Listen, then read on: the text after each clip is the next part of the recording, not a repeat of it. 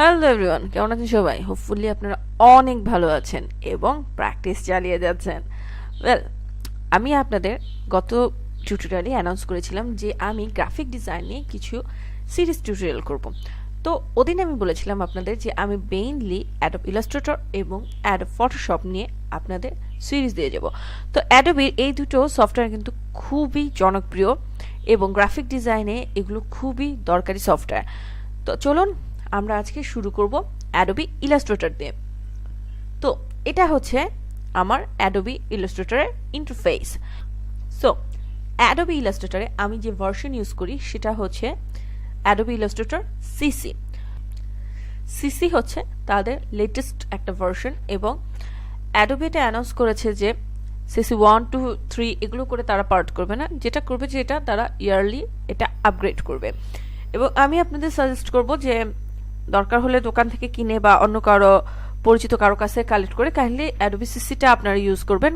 কারণ আমরা maximum graphic designer যারা ফ্রিল্যান্সার তারা কিন্তু আসলে বারের বিশের সাথে কাজ করে এবং তারা ম্যাক্সিমাম জায়গাতেই সিসিটা ইউজ করে।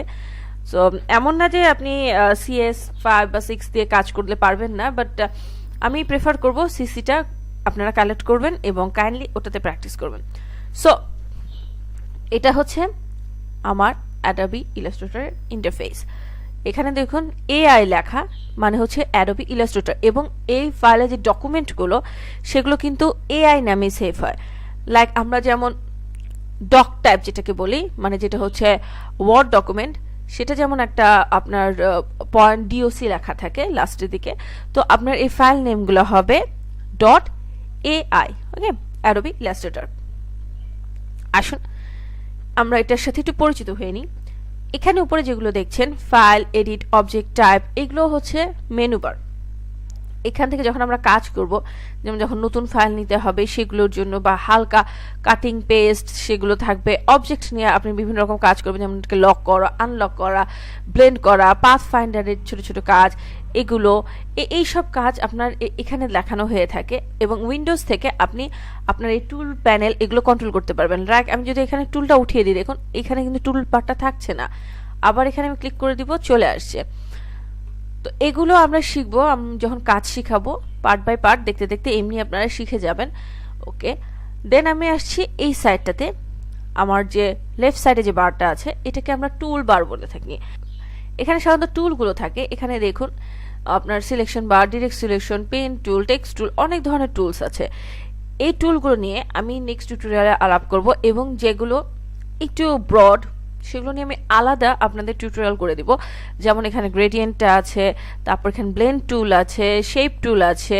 তো এই টুলগুলো নিয়ে আমি আলাদা করে কিছু টিউটোরিয়াল বানাবো যাতে আপনাদের এগুলো নিয়ে বুঝতে এবং এগুলো নিয়ে সঠিক ধারণা থাকতে সুবিধা হয়। ওয়েল, চলে আসেন এই পার্টটাতে।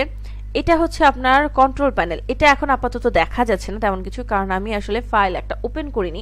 যখন ফাইল ওপেন করব তখন এই অপশনগুলা, এই বারটা এই যে এখানে শো করে।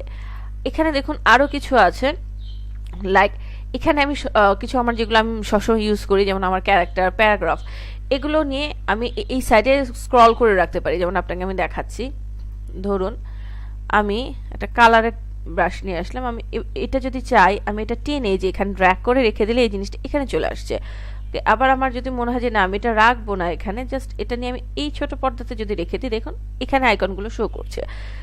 ওকে, সো এই হচ্ছে এটার মেইনলি ইন্টারফেস। আর সামনের টিউটোরিয়ালে কিভাবে একটা নতুন ফাইল আমি নিব এবং ফাইলটাকে কিভাবে পরবর্তীতে আর্টবোর্ডের সাইজ ছোট বড় করতে পারবো সেগুলো নিয়ে একটা টিউটোরিয়াল থাকবে। সাথে থাকবেন, দোয়া করবেন। Thank you.